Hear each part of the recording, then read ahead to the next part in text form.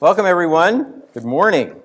Good morning to those who are gathered here in the sanctuary and to all who are joining us online today. This morning we begin with a choral opening, as you might have guessed, by the UU-Seville Choir.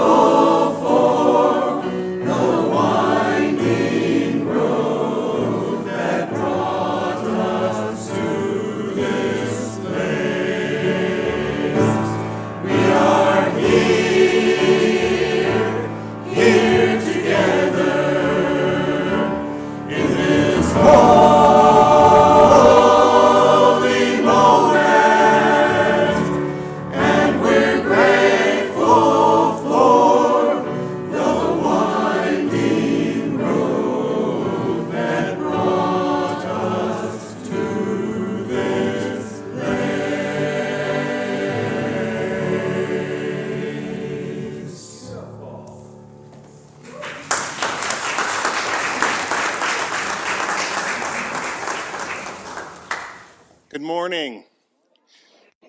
Welcome to the Unitarian Universalist Congregation of Charlottesville. My name is Jason Woodson. My pronouns are he, him, and I'm pleased to be leading worship this morning with Reverend Tim Temerson, Reverend Leah Derlin-Jones, Music Director Scott DeVoe, Cersei Strauss, and the UU-Seville Choir. This sanctuary was built over 70 years ago on the homeland of the Monacan people and was once cared for by enslaved people from Africa and their descendants. We honor all who have dwelt here and all in our congregation whose lives have led to this moment of our gathering. I invite you to take a moment to greet others. Those online may unmute, and those here in the sanctuary or social hall are welcome to greet your neighbors, especially those you may not know. Good morning, everybody. Good morning. Good Morning. Good morning. Hey. Hello. We can look at this and they'll see us more normally, I think. Good morning. Good morning. Good morning. Good morning. Audio now unmuted alert. Good morning. Tools window. Somehow they can see us. Do you see the little screen up there? That's what you can see. Hey, okay. Except that, so if I'm looking here, it's still picking it up like we're looking above us, Yeah, so we have to look at there. but I feel like no matter what, it's doing that. Yeah. There, scale. There's the social hall, folks. Hey. Hey. A very different way of attending. I like it though, as an option. It's certainly better than not being It there. is way better. Yeah, I'm happy about that.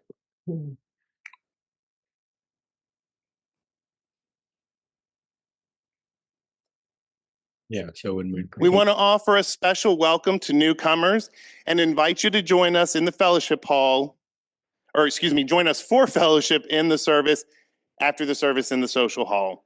Please use one of our red mugs and join us for conversation at the newcomer table, which has a red tablecloth.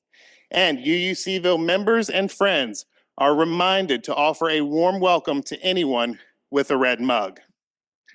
There is a live stream of the service in the social hall, and while everyone is welcome here in the sanctuary, the social hall can be a good option if you need a room in your space. Many thanks to all the folks helping us share worship, both here and online, our greeters, ushers, and hospitality teams, and special thanks to our AV Tech team led by Rachel Buckland. And now we have greetings from board member Kay Frazier. Good morning, everyone. Kay Frazier, my pronouns are she and her. I serve as the treasurer and on the board of trustees. And my intent today was to remind everyone that this is our last Sunday of the pledge drive, and to please get your pledges in today or tomorrow. Every single dollar counts, and we are over $500,000 today. And I was going to recognize the pledge drive team, but yesterday I received a gift, and I wanted to share that gift with you. Yesterday in the mail, I received a card from Johanna Woodchild, and I hope she doesn't mind that I share this with you. But isn't it nice to receive something in the mail other than a catalog and junk? And in this beautiful little card, Johanna sent me a list of her favorite quotes about giving. What timing is that? And I just want to share a couple of those. She sent me 10 of them. And Johanna keeps a scripture book, and she refers, I think, to that book quite often for inspiration. And she took the time to send these to me. So I will just read 2 of them. One of them is from Nelson Mandela. We can change the world and make it a better place. It is in our hands to make a difference. And from Helen Keller, alone we can do so little, together we can do so much.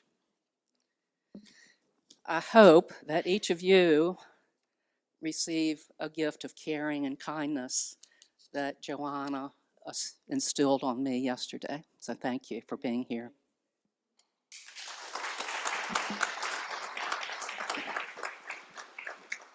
Thank you, Kay. I have a couple of announcements. The 2025-26 UUCville Pledge Drive is in its final days, and we are pleased to share that we have, as Kay said, over 500,000 in pledges. If you have not yet made a pledge, tomorrow is the last day of the pledge drive, so please stop by the pledge drive table after the service in the social hall, or complete your pledge online at www.uucharlottesville.org. For some inspiration, we share this video about our partnership with Sin Barreras, featuring UUCville member Meg Dunham.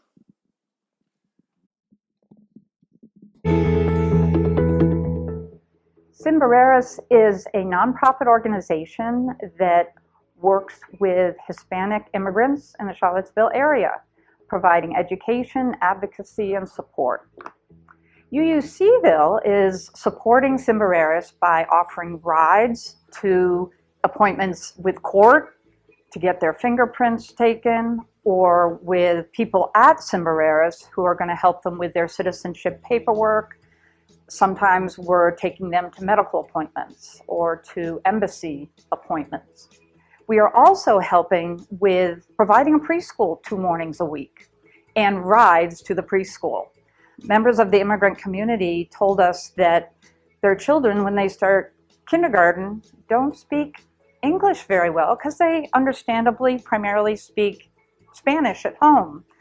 And getting used to both the structure of school as well as the language was hard for them. So we're doing an English-speaking preschool with some Spanish woven in there 2 mornings a week. And I have just seen an incredible impact. One child who was in the program last spring is now in kindergarten, and he came home first day of kindergarten and told his dad and mom, I was the only one who didn't cry.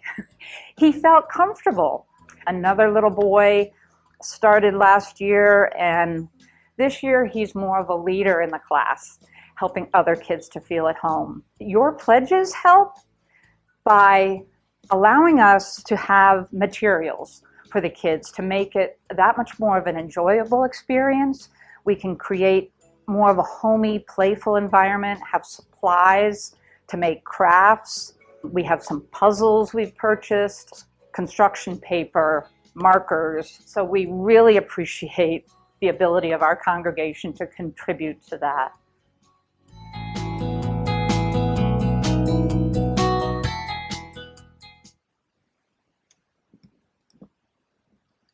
So remember, the pledge drive ends on March 31st, tomorrow, so please make your pledge today.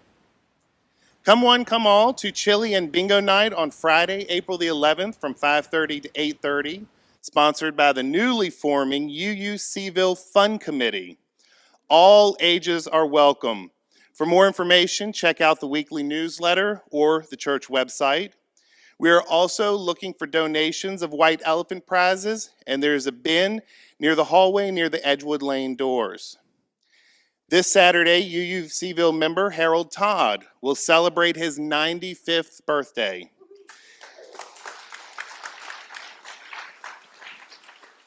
Many of you have admired Hal's hand-carved walking sticks during and after Sunday services, and he has a background in fine arts and woodworking, specializing in intricate carvings and copper plate prints. An exhibition of Hal's carvings, sculptures, and prints will be open for anyone to view before and after his family celebrates his birthday in the social hall next Saturday. Any UUCville members who would like to view his work are welcome to stop by next Saturday, April 5th, from 11 a.m. to 12:30 or from 4 p.m. to 5.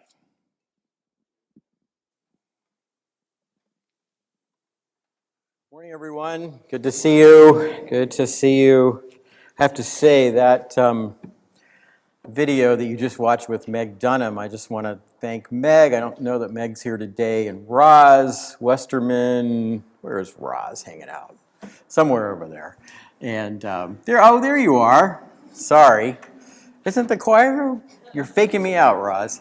Roz and Meg and Erica and Tamara and Catherine, who you saw in the video. And what a wonderful, amazing program that is. I mean, to me, when I see videos like that, I'm like, yeah, that's what a church is supposed to be doing. So just so delighted about that wonderful program. And we want to keep growing it. The class doubled in size this year. And so the cost of the materials, we're buying more materials. So that's just one of many reasons we're hoping those of you who have not made a pledge yet will do so. So today is our annual, and maybe it'll become semi-annual celebration of our spiritual journeys. This is a Sunday in which I invite two members or friends of our congregation to share their journey stories. That will be coming up a little later. I also want to welcome Jason Woodson, who is not only, who will be sharing his story later, who is also making his world premiere as a worship weaver. So, Jason, great to be working with you. Woohoo! So for our call to worship this morning, we begin with these words from Lynn Cox. Come into this time and place. Come if you find yourself on a journey of surprise and wonder. Come if you enter this place as an act of liberation. Come if you seek a life of mindfulness and a place to test your thoughts. Come if you bring hearts of all kinds, heavy hearts, hearts broken open, hearts full of love to share. Come if you seek courage, or if you have more courage than you realize. Our shared journey asks much of us. Let us move forward with love. Let us move forward with appreciation for one another. Let us move forward knowing we are not alone. Whoever you are, whatever your gifts, you are welcome to join this shared journey. Come, let us worship together.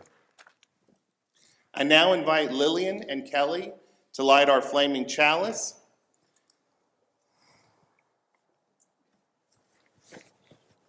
Just use one of those candles there.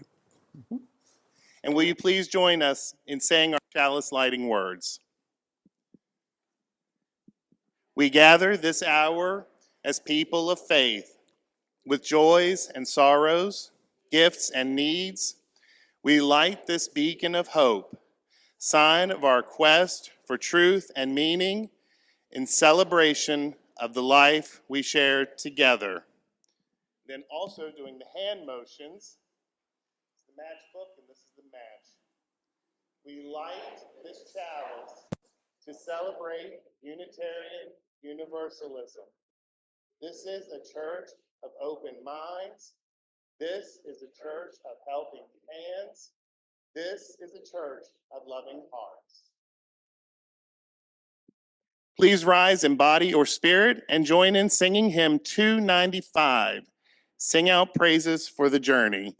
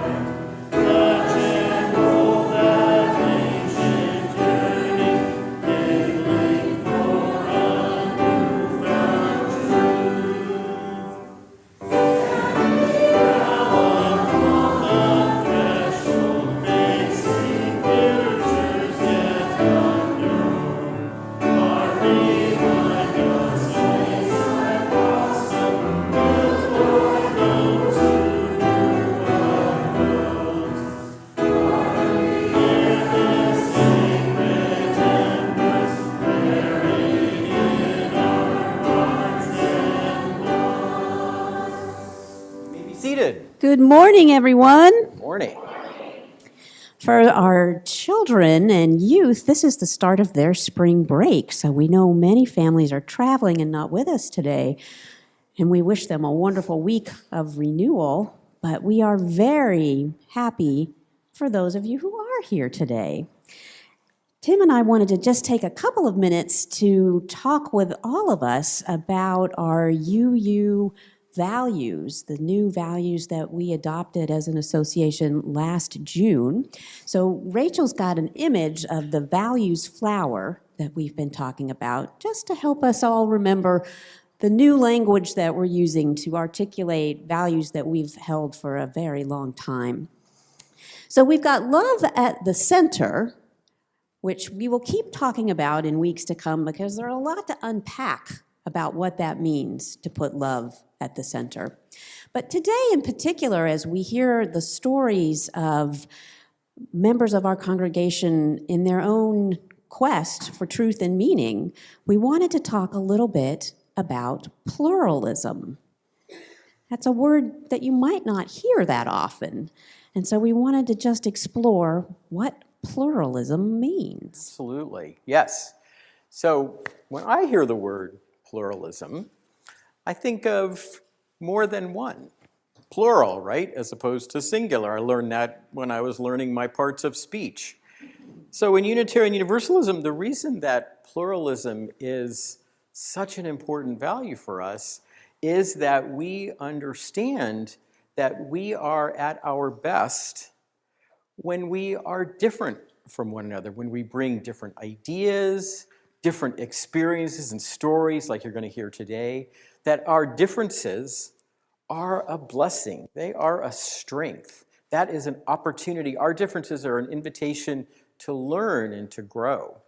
So that's why we value pluralism so much. And we value it not only within our congregation, but out in the world. We know as Unitarian Universalists that it is so important to make space for many voices, many lived experiences to be heard. So pluralism is something that we think is essential as Unitarian Universalists, and we invite it and we encourage it, and it helps us each grow and explore and evolve.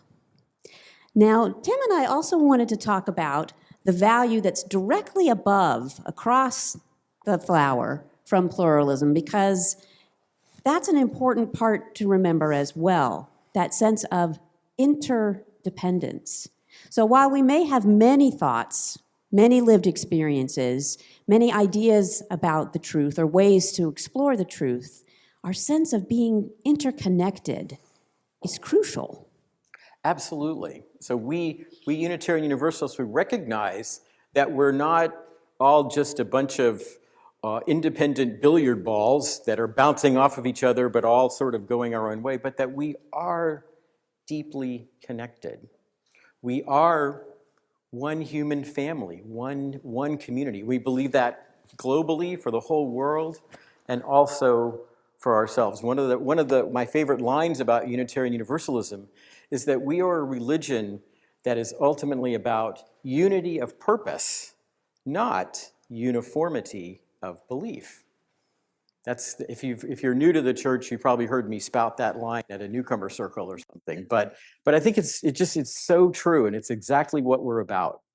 Yeah, that sense of remembering that we are not for ourselves alone, that we are interconnected beings to all living creatures, to our earth, to the force of life that sustains us all, to the love that surrounds and sustains us all. So on this last Sunday of March, our month of exploring the theme of the practice of truth, the practice of trust, another good T word. But our speakers today are going to be talking about their own truths, but they're doing that in a spirit of trust with you all, making it a safe space, a safer space for them to share from their hearts, from the essence of their being, about things that are of ultimate importance to them. So it is a huge deal for your fellow congregants to be willing to stand up and be their authentic selves with you. What a gift that is. Yes. And in children's worship this morning, we'll be exploring trust from the idea of how do we trust ourselves and what does it mean to trust ourselves? So we'll be exploring that as well.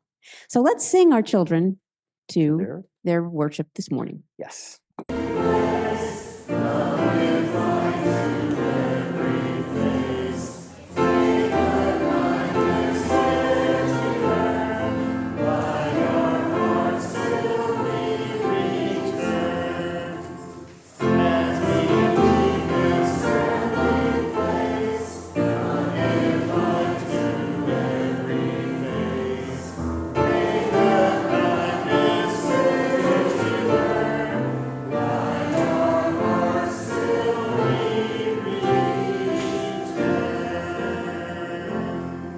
We are an interconnected community that cares for one another.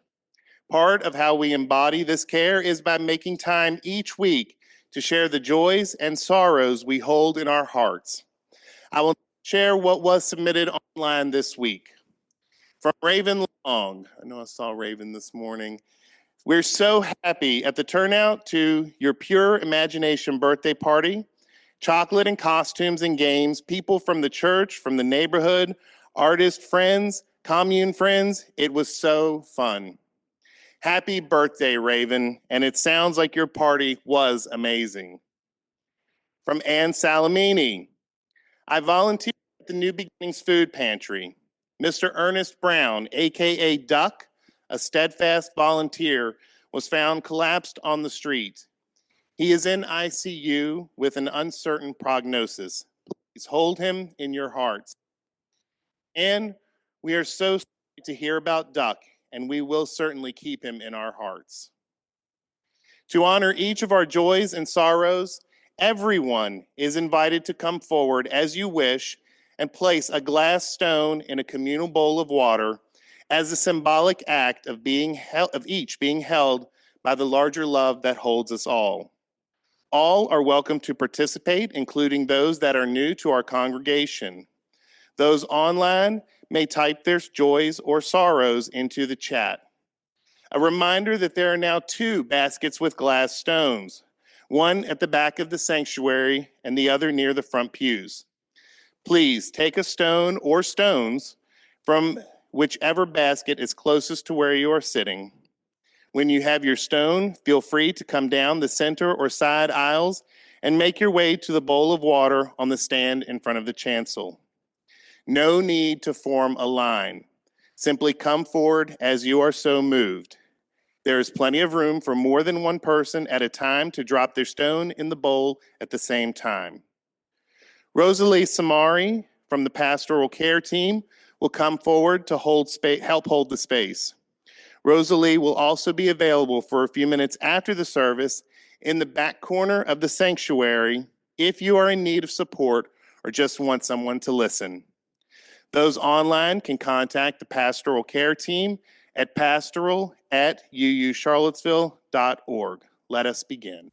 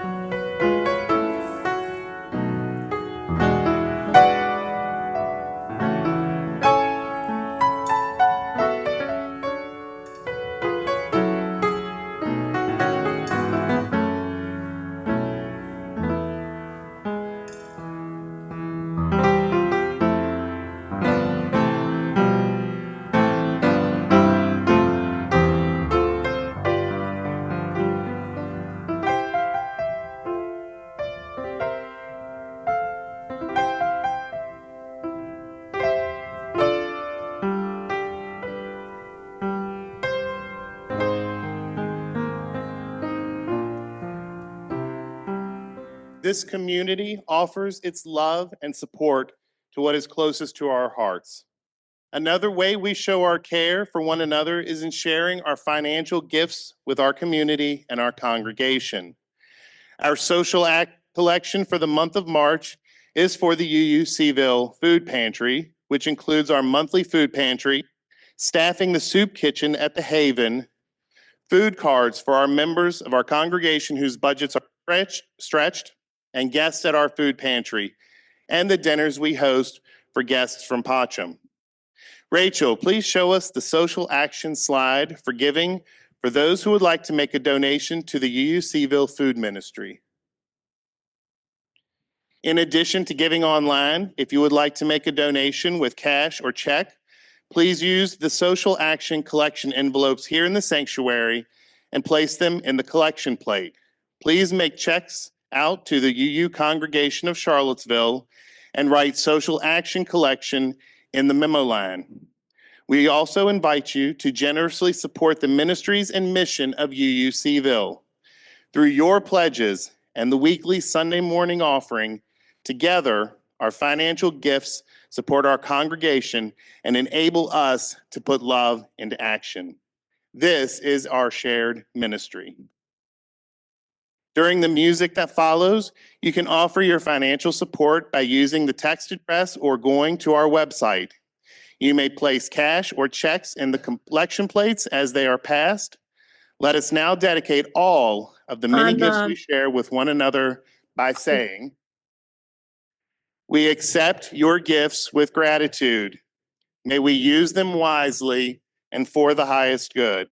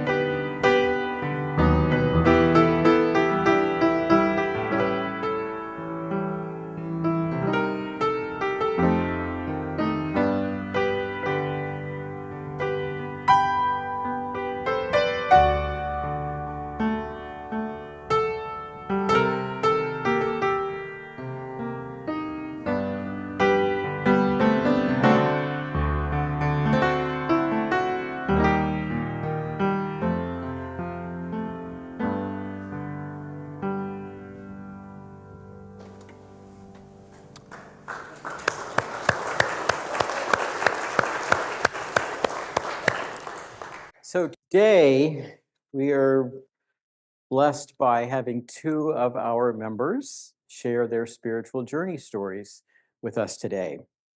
This is one of my favorite services in Unitarian Universalism. You're probably like, really? You don't get to preach much today. That's probably why it's all of our favorite services. But anyway, so I love this service so much because it speaks so well of our faith tradition, that members of the congregation, friends, whomever can step up to that pulpit and share their authentic stories, to speak their authentic truth.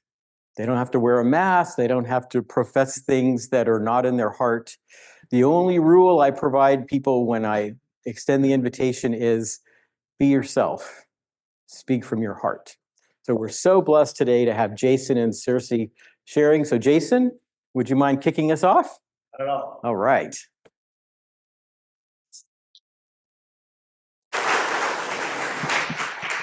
Can everyone hear me? Okay, excellent. I feel so tall here. So on a cold December day in 1980, a baby boy was born at UVA Hospital that would change my life forever, mainly because that baby boy was me. My father, mother, and I lived in a house on Elliott Avenue, and when I was about a year old, we moved to a place on Main Street in Scottsville. We welcomed my only sibling, a sister named Emily, in February of 1983, and in November, moved to Fluvanna County, to a house I've always considered my childhood home. Growing up, my parents, along with us kids, attended Rehoboth Mennonite Church in Schuyler. My parents were both from Nelson County, and while they never attended regularly until adulthood, they could both remember attending Bible school in the summers. They knew the church leaders and had even been married in that church in 1979. As a child and as I grew into a young man, I loved the fellowship of the church family there. I really enjoyed singing and learned to sing four-part harmony. It seemed like the natural step that at around 16, I would become baptized and be a full member of the church. It was a small church with Sunday attendance sometimes in the single digits and very few young people, but I thrived in the church, growing in that faith while I was there. As an adolescent, I began to feel different. Something in me was not the same as everyone else. I started to notice that I found other boys attractive, and I acted differently than the other boys that were my cousins and schoolmates. In high school, I learned the word for that was gay. And that wasn't okay. I knew that being gay was a sin. In the 90s, the gay problem started to seem more prevalent, and the churches were worried about an imaginary influx of gay people that would move into the community, take over the churches, and implement their evil agenda in the community. And shame became a constant companion. I listened to sermons that would preach about the evils of homosexuality. I preached sermons denouncing it and spent years trying to pray the gay away. After high school, I studied for a few years at PVCC and eventually was accepted into Messiah College in Grantham, Pennsylvania. There, I was connected with a Mennonite church that some in my home community had ties to, and it was attended by a lot of professors that taught at my school. I even had a girlfriend back home that was attending a school in Virginia. It was here, though, that I began to question many of the ideas and teachings that I had been brought up with. After a lot of prayers on my part, on the part of many that I knew and confided in, I decided that prayer wasn't working.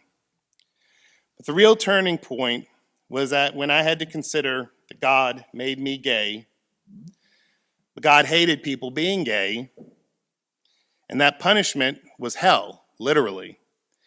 And if I was going to pay the price, there was no point in trying to keep up with the rest of it. And if that wasn't true, what else wasn't? Despite the fact that I was at a Christian college, I was introduced to drinking, drugs, other things, all that only compounded my feelings of shame and unworthiness. I ended up partying, my grades suffered, and I was eventually placed on academic suspension and sent home. I took some classes at PVCC, hoping to eventually go back and finish, until a car accident derailed those plans in 2006. I had extensive injuries. I was airlifted to UVA. I spent a week in the hospital, and I had a long road to recovery. The relationship with my girlfriend ended, and for the next few months, I grew angry and bitter. When I was able to, I went back to work and back into the world a different person, but not for the better. Over the next several years, I dealt with depression, unemployment, drug and alcohol abuse. During those years, I began to develop my own thoughts about God and spirituality. I utterly rejected them, and over time began to develop what some would call my own theology.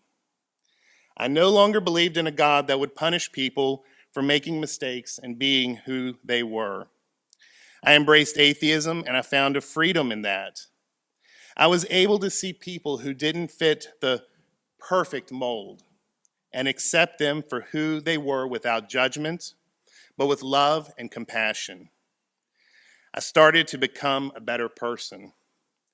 I could look at things happening in the world around me and decide how I would respond through thoughtful dialogue and empathy, not through a lens of worth in a religious bubble. Over time, I began to heal. I began to know myself. I began to accept myself. I made friends that liked me for who I was. They accepted me, warts and all, as they say.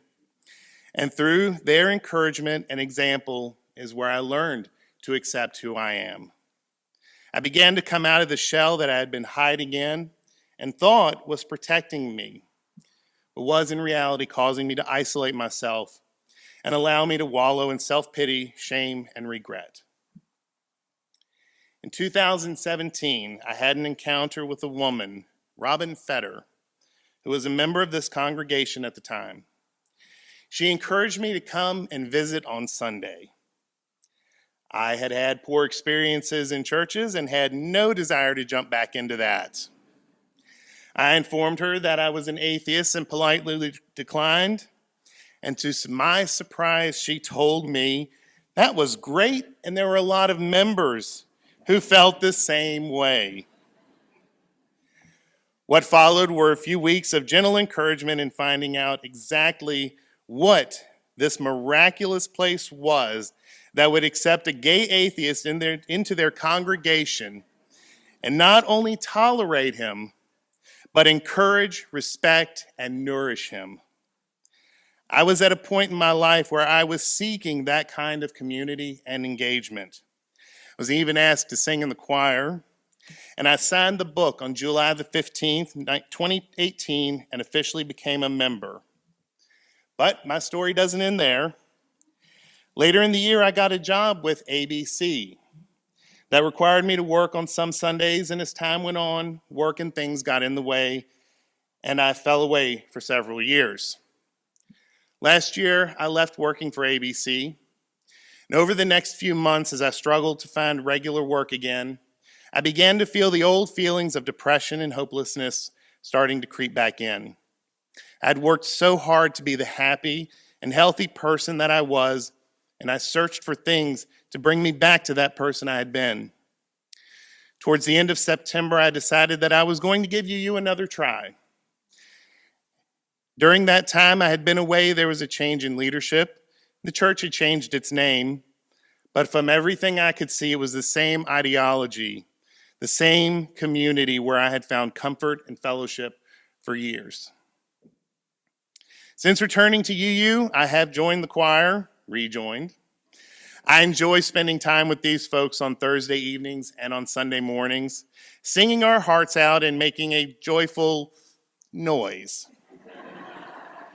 I was able to rejoin that fellowship with like-minded people that I had so missed, being able to be a voice of support for social justice and lifting up those that had been marginalized and disadvantaged. But I wanted to do more. I sent an email to Reverend Tim asking about worship weaving and what was involved in that and how I could be one of them. And he got back to me and hired me after I negotiated twice the normal salary.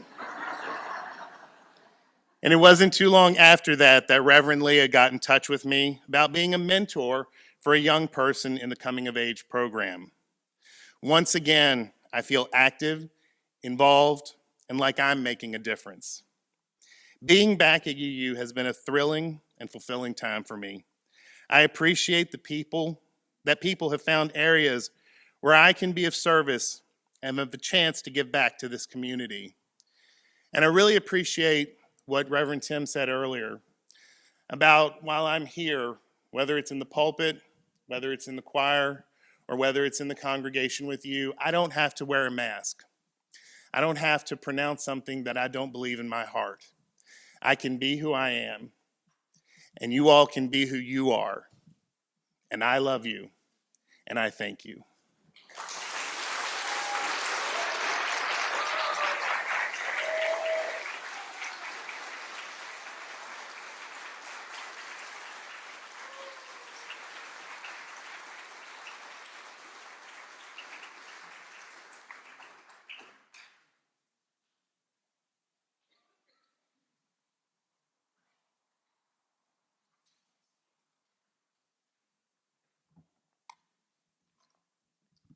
I can see a lot more of you from up here. I joined this congregation 11 years ago, but the road it took to get here was pretty convoluted. I've had 4 of what I guess you would call religious experiences in my life. When I was 5, my mother decided to send me to Catholic parochial school where I lasted only 1 semester. I had 2 main takeaways from my experiences as a Catholic. One is that nuns can be truly terrifying, especially when you're 5 years old. The other is what I experienced taking my first communion. I had been taught that that thin wafer was the body of Christ, and I probably took that more literally than I should have. After walking away from the altar, I realized that the wafer had gotten stuck to the roof of my mouth, and I wondered if God would be pissed at me for having Jesus stuck to my palate. When I was very young, I bounced around a lot between relatives, including a stint in the back seat of my dad's brown Dodge. He had come back recently from the South Pacific, where he had witnessed 13 nuclear tests while working for the Atomic Energy Commission. He was a good man, but he was not entirely whole. I went hungry a lot. We slept in the car, on beaches, on the floor of his long-suffering friends' apartments. It all sounds bad, but it was really the best part of my childhood. I never went to school. I rarely bathed. And I didn't learn to read or write until I was 10. The first religious experience happened when I was 11. I had gone back to live with my mother, who had remarried, and my stepfather was a truly awful human being. The abuse was horrific. But we went to church every Sunday. I was suffering through some really awful stuff, and I was mentally slipping away. After a particularly bad blackout, I found myself walking alone down the sidewalk, wondering if I was going to be lost, when something outside of me spoke. It's not that I heard voices, it was just something that was not me talking. It said, if you continue on this path, the pain will stop, but you will lose yourself. If you stay, it will get worse, but before it gets better, but you'll still be in the world. And I answered, I will stay. And it did get worse. By the time the police came to take me away, I was a mess. So I was 13 and my family had abandoned me. I became a ward of the state. In their infinite wisdom, they placed me in a group home run by the Mormon Church. The man who ran this home was an ex-coal miner who dropped out of school at 14, and his favorite form of punishment involved a lot of bruising. We were a collection of thrown-away kids, some abused, others in trouble with the law, some with mental difficulties, and many without families like me.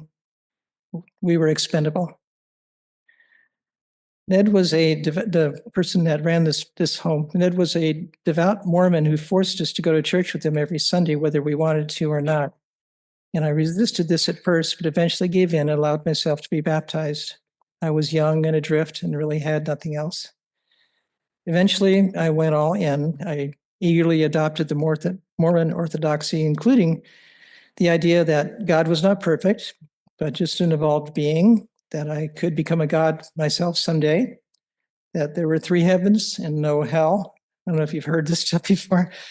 The Book of Mormon came from golden plates found in a field and translated by looking through a magic rock. Native Americans were actually the missing 10 tribes of Israel. I think they had to change that one later when genetic testing came around. I was an avid science fiction reader, so all this was great stuff. So different from the stuffy old Catholic Church. By the time I was a senior in high school, they had me teaching a Sunday school class. Concurrent with all of that, though, was my fear that I was an abomination and that God hated me. My gender dysphoria was hitting me hard, especially after I went through puberty. But it was a deep, dark secret that I begged God to fix. At first, I begged to be cured, but as the years went by, I asked God to kill me. I had tried doing the deed myself a couple of times, but it went mostly ignored because kids in state institutions often do this. By the time I was 19, I was beginning to lose my faith. I'd read the Bible and realized that the church was cherry-picking scriptures to fit their narrative. I read the Book of Mormon too and found that it plagiarized directly from the King James Version of the Bible. The final straw was when someone I loved deeply and who had experienced abuse also took her life. I felt bitter and betrayed by the Mormons, and I decided that I would never be part of an organized religion again, although I remain a Christian. Throughout my 20s, I was on a quest to be normal, which was doomed to fail.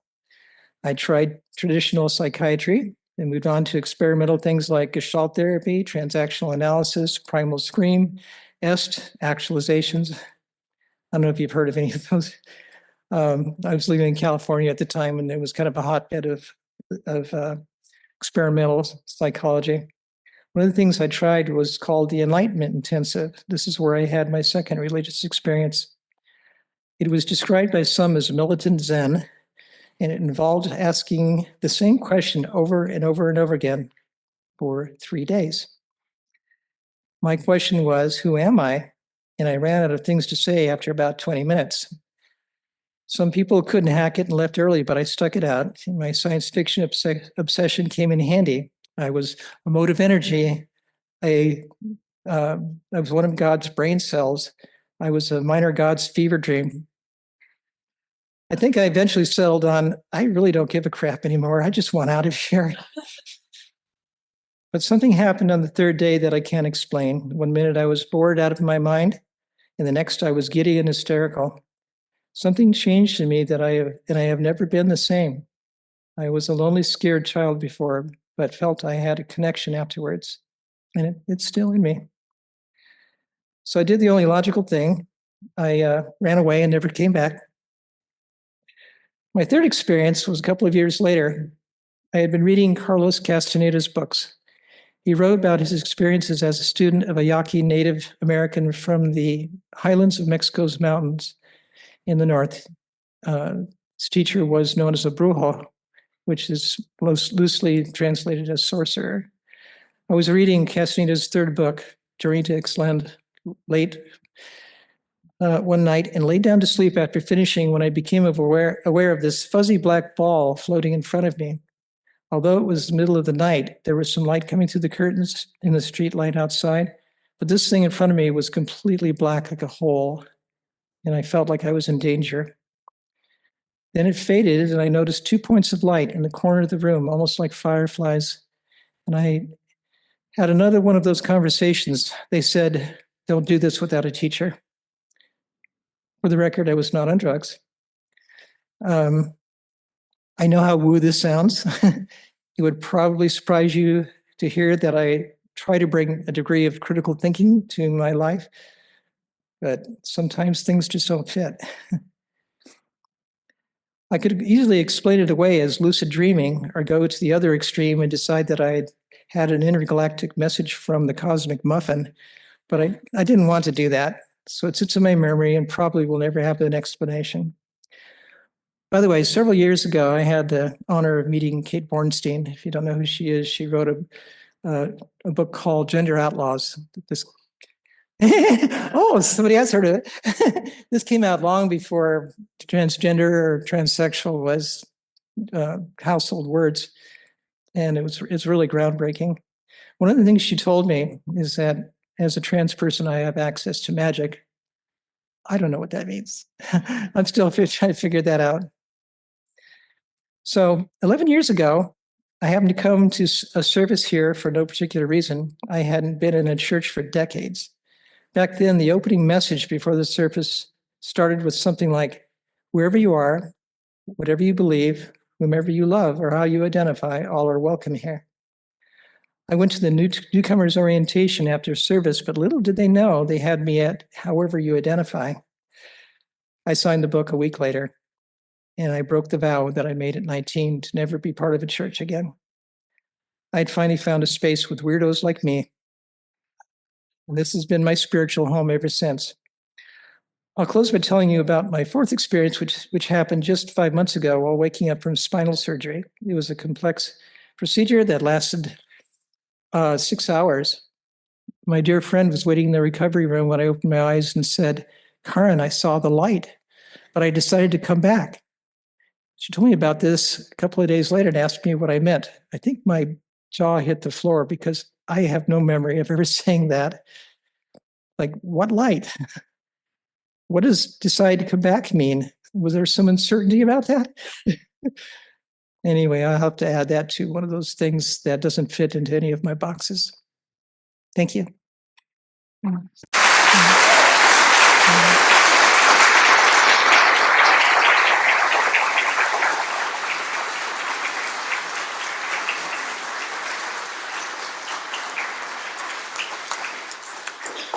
So after the speakers finish, I always turn to the congregation and go, "See what I mean?" Right? I mean, wow, thank you so much, Jason and Cersei, for your honesty, for your authenticity, for your courage in just being up here and sharing your stories. They were powerful and compelling, and I don't remember offering you double the salary for being a worship weaver, but we might have to revisit that. I don't know. So anyway, and Cersei, I always make this joke too, probably not a very good joke, but you didn't really break your vow about staying away from organized religion. We're a somewhat disorganized religion, so it's all good. So, but again, this right here, what we experienced right now, this is Unitarian Universalism at its absolute best, where you can be yourself, you can come into this space, and you can stand up here and speak your truth. And you're not going to be judged, you're not going to be mocked, you're not going to be hated, you're just going to be loved. You know, every time our young people, the coming of age kids, are thinking about youth, are thinking about, do I want to stand up and share my little credo statement or my beliefs? And I always tell them, I said, well, that of course is your choice, but remember, these are your people. This is your community. They are going to clap for you and hug you and love you, no matter what you get up and say. These are your people. And I hope each and every one of you knows that and feels that way as well. We love you, like Jason said, and we are your people. This is, I hope, will always be your spiritual home. So with all that said, let's now rise in body or spirit and join in singing our closing hymn, Blue Boat Home. The lyrics will be on the screen, and it's in the teal hymnal as well. Please rise.